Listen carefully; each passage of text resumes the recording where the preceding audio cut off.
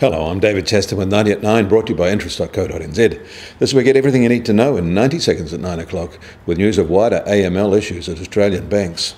But first in the US, October retail sales rose at a healthy clip, coming in pretty much as markets expected, up 4.6% from the same month a year ago. And consumer prices rose 2% in the year to October, also right on market expectations. They're up 1.8% excluding food and energy.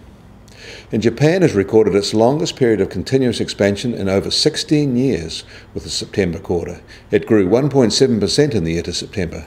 That is up from 1.4% in the June quarter, but analysts worry that the momentum is slowing, especially for private consumption, which slipped from the June quarter and which represents 60% of Japan's GDP. Export growth is keeping the situation positive. In China, HNA Group has removed the head of its tourism unit, which runs HNA's flagship Hainan Airlines. It's in a major leadership reshuffle. Jin Di was ousted as chairman of the unit and a board member of HNA Group. Jin was one of HNA's founders and joined Hainan Airlines in 1992. HNA has launched an internal probe of its tourism unit, but hasn't made it clear what prompted the investigation.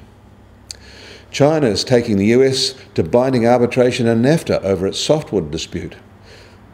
In Australia, the South Australian state government has abandoned their proposed bank tax and said they will not take the issue to the next year's election.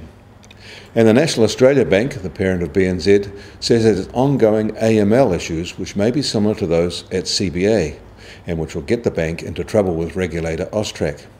And foreign owners of Australian property who leave their homes vacant are set to be charged thousands of dollars a year after the federal parliament passed its vacancy tax legislation.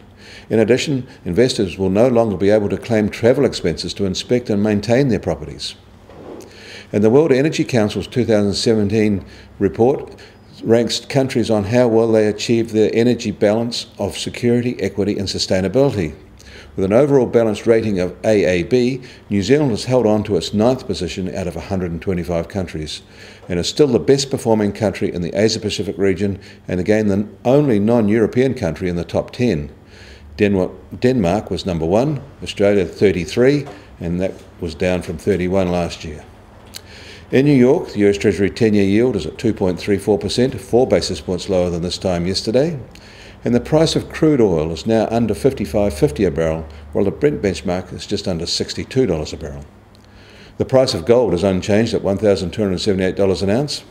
And the Kiwi dollar is little changed today. We're now at just under 68.7 US cents. And on the cross rates, we're at 90.7 Aussie cents and against the euro, 58.3 euro cents. That puts the TWI at 71.8.